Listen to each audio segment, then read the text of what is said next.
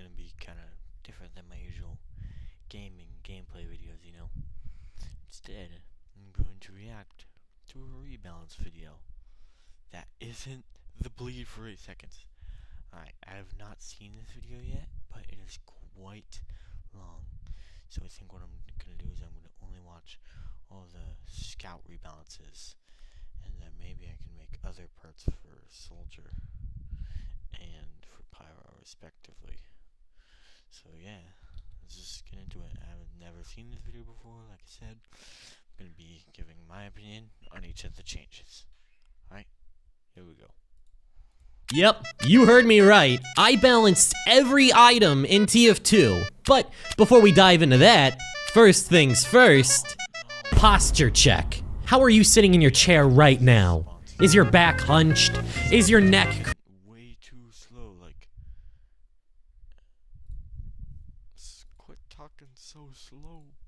If you chair? can't keep up with the 2 times speed, then learn how to reach a pair of pants. Thanks to Slicey Spot for sponsoring this video. Now, let's get back to the balance changes. Alright, so I fixed every item in TF2 with a big asterisk next to that reading, except the ones I think are already balanced. In a hypothetical scenario where I ruled Valve with an iron fist and had complete control over Team Fortress 2's item balance, how would I fix it? Well, obviously I let all 9 classes be capable of using the score check. But what if I thought about it for more than 5 seconds? It's no secret that a lot of items in TF2 are stinky, smelly, putrid garbage. And there's a few items I would rather eat a light bulb than play against for 5 minutes. So I decided to put my little thought experiment into action. I created a massive hypothetical balance update for TF2 and helped to create a functioning balance mod implementing all of my proposed changes into the game itself. And in this 3-part series, I'm going to break down all of my balance changes. And I'm going to start with the 3 offense classes. Alright, let's get started.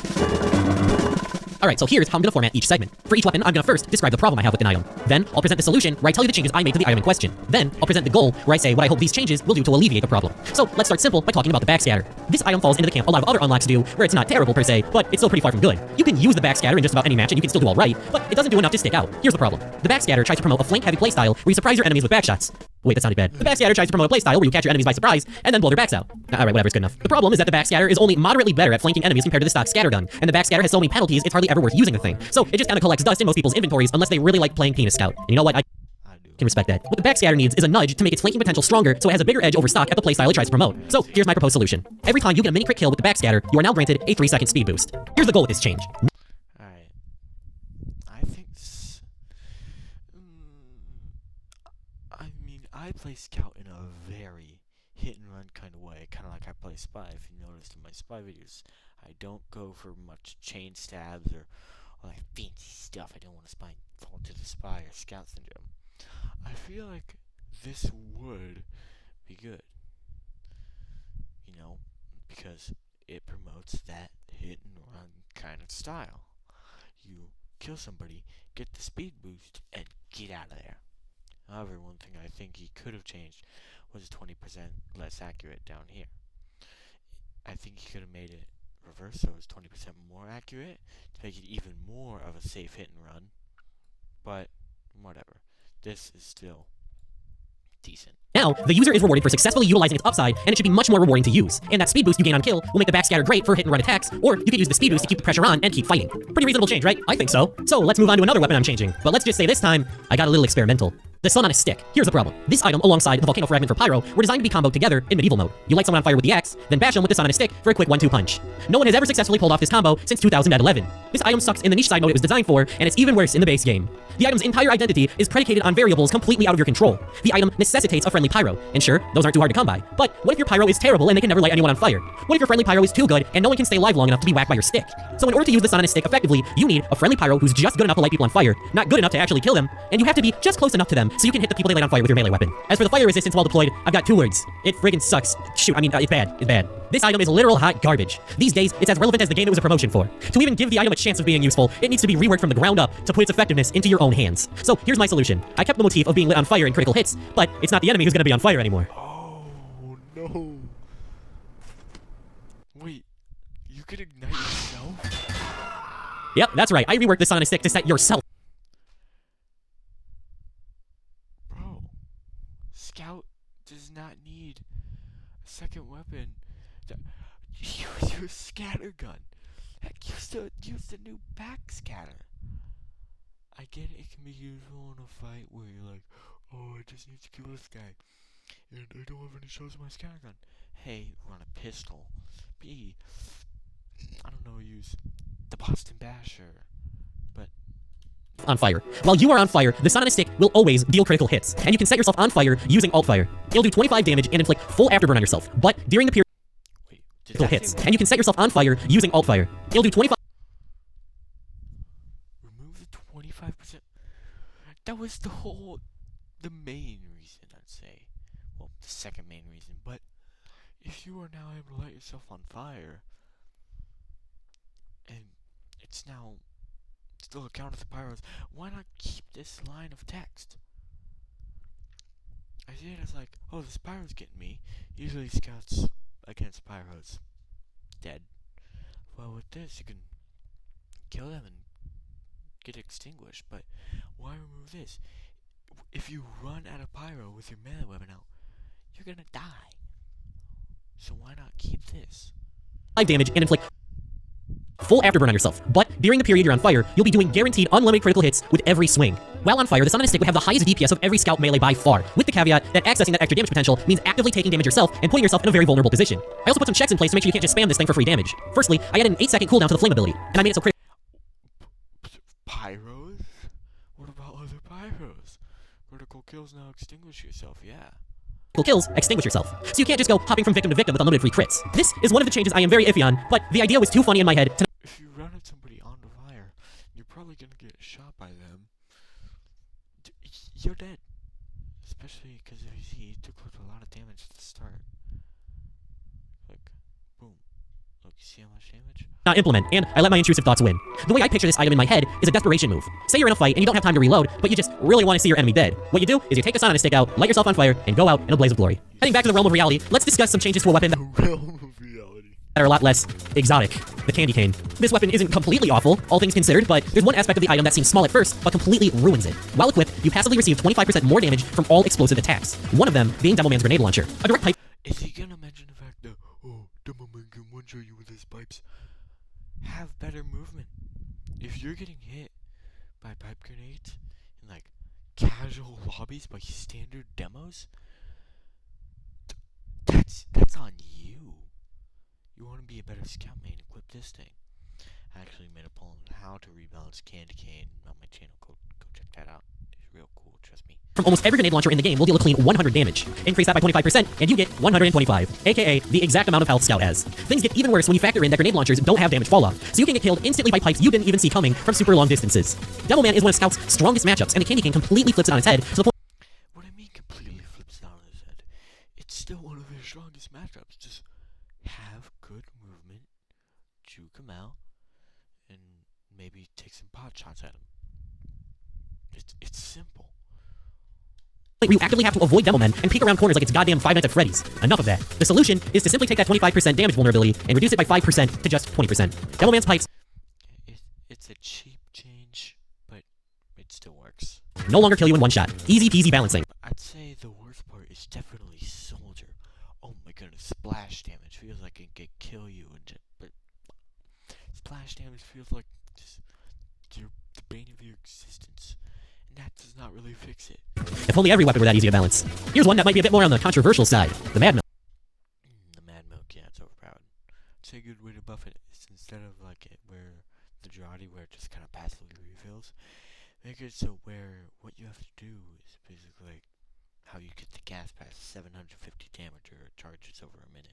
The problem with the Mad Milk is that it's just way too spammable. By merely clicking in someone's general direction, you instantly gain a massive leg up in any fight, and things get even crazier when you throw it onto groups of enemies, because now your entire team has a massive leg up in any fight. On its own, the ability to provide that kind of healing to your team isn't necessarily a bad thing. I mean, all of Soldier's banners have similar team-oriented perks, but they aren't necessarily overpowered. The problem with the Mad Milk is just how free it is. You can squirt your milk everywhere to your heart's content. It's refilled when you spawn, it refills passively, and you can even recharge it instantly by using the resupply cabinet at any time. If you want to be a real rat bastard, you can run back and forth between the team fight and the resupply room and constantly spray milk everywhere, giving your team a massive advantage every couple seconds. If we want to balance the Mad Milk, we need to seriously increase the amount of time it takes for Scout to pump out a jar of the white stuff. So here's how we fix it. You can no longer regenerate Mad Milk from resupply cabinets, you no longer spawn with it immediately ready, and every time you die, the charge is set back to 0. It also doesn't charge passively over time anymore. Now, it takes 300 damage to charge a full bottle of milk.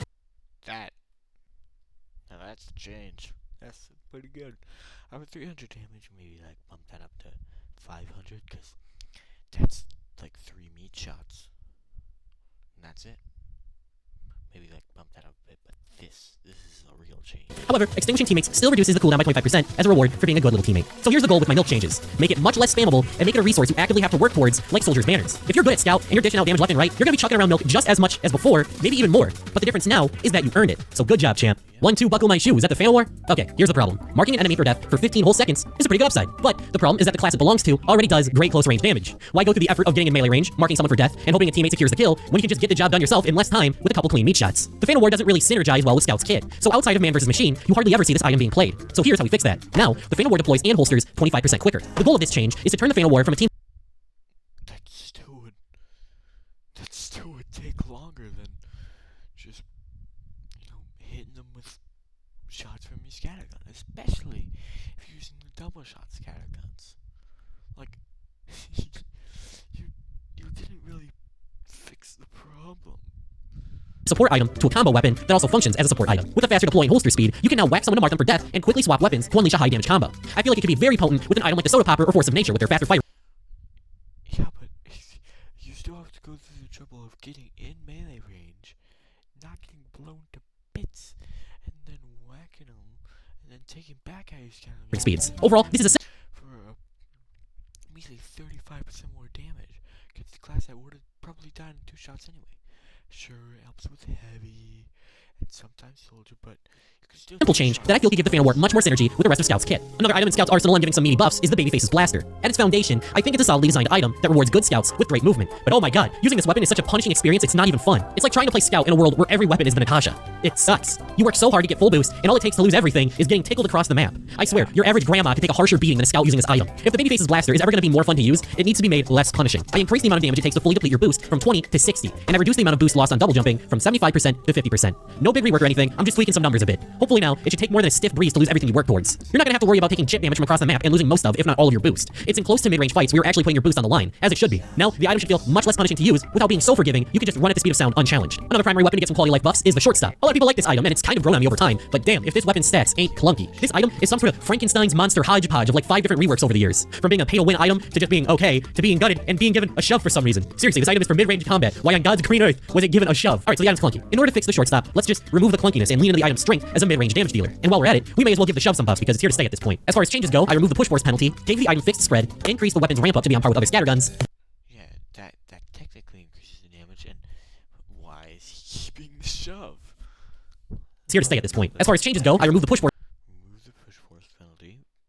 I mean, it didn't always serve a purpose anyway, but hey, quality of life. penalty, gave the item fixed That is good. That is a good change. Yeah, that is actually really good.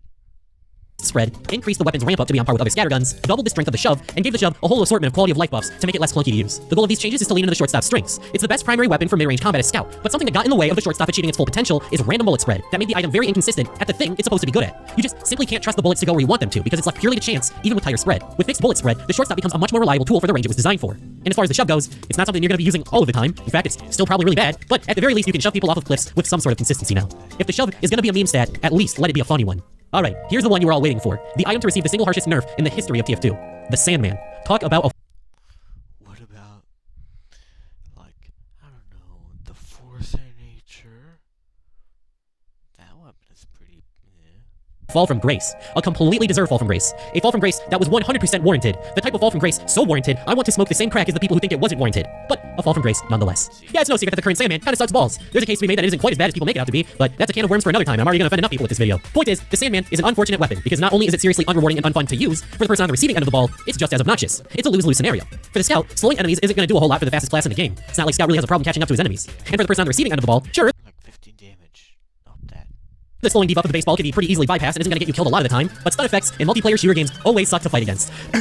So how do you even begin to fix the Sandman? Well, first, the stun has gotta go. But considering the stun is really the Sandman's only upside, you basically gotta rework the whole damn thing. So, what does a good Sandman rework look like? Well, first off, it's gotta be fun to use. I mean, I hate to admit it just as much as the next guy, but the Sandman was seriously one of the most fun items to use in the game before it got nerfed. It used to have so much sauce. And then Jungle Inferno reduced its sauce factor to 0. Using it is as dry as the Mojave Desert. So my first priority is giving the Sandman its sauce back. And my second priority is making sure that being on the receiving end of the Sandman ball isn't obnoxious. One common idea I've seen thrown around is replacing the slow on hit with a mark for death debuff. And here's That could actually be good. Kind of like a ranged fan war, yeah. It would work actually better as a combo to the cause, because you can mark someone, run in, because like he said, you're the fastest class in the game, and then get him. Boom, win-win. 3 reasons why I'm not going with that idea. First off, is that I'm not trying to rip off my buddy Fish Stick too hard. Secondly, I feel like it would completely invalidate the Fan of War's existence and make it completely obsolete. And the Kinda right about that. final reason is I feel like a class as powerful as Scout really shouldn't have access to a powerful long-range debuff on such an easy-to-use projectile. Getting marked for death at long range wouldn't be quite as obnoxious as being slowed, but being pelted with a hard-to-avoid projectile and being debuffed just doesn't sound fun on paper. So after mulling around for a while, I think I've finally thought of a good middle ground. Here's my Sandman rework. Gone are the days of stunning and slowing your enemies. What's the point? That functionality has been removed completely. Now, instead of slowing enemies down on hit, you speed yourself up. When you land a ball in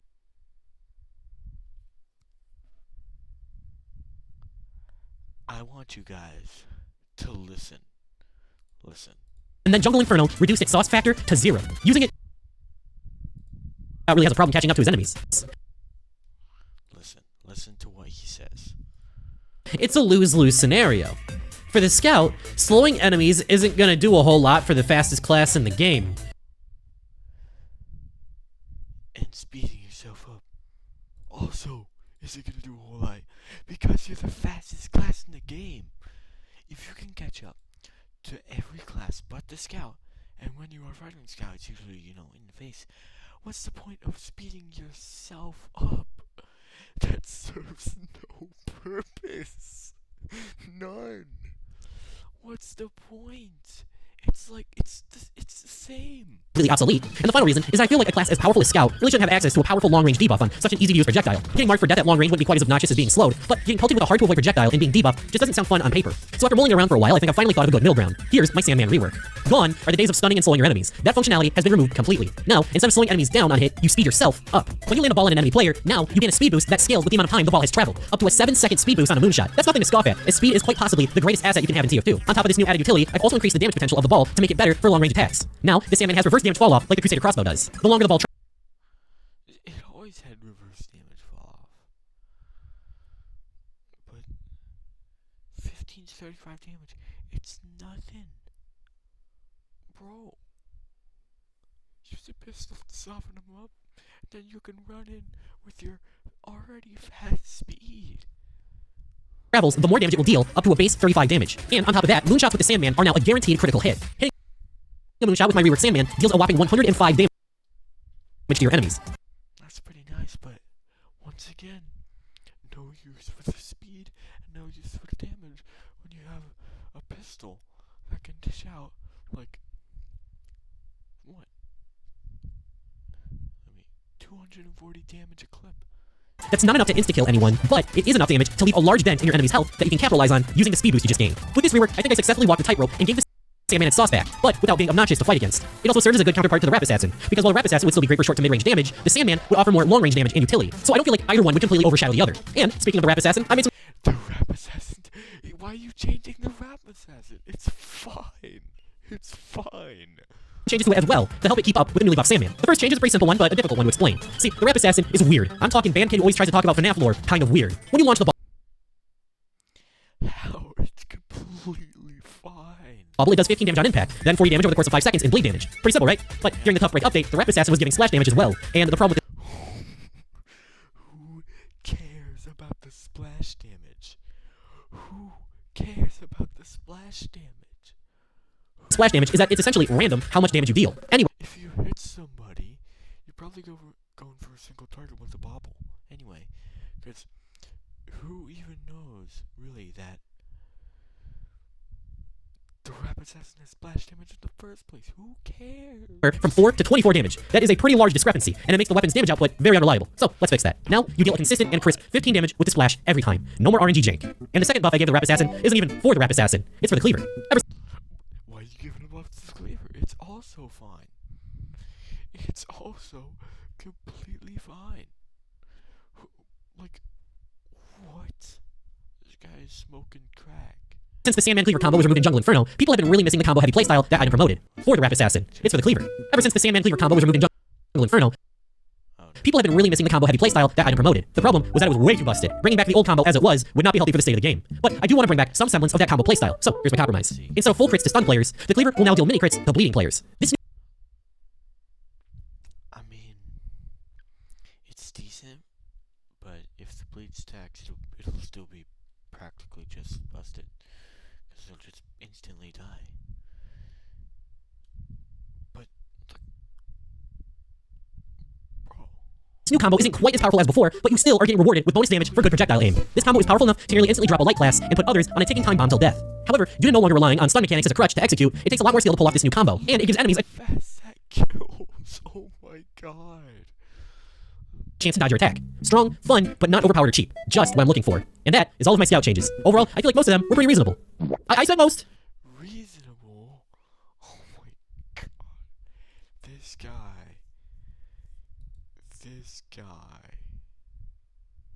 Anyway, I think that's what I'm gonna call it quits, because, oh my god.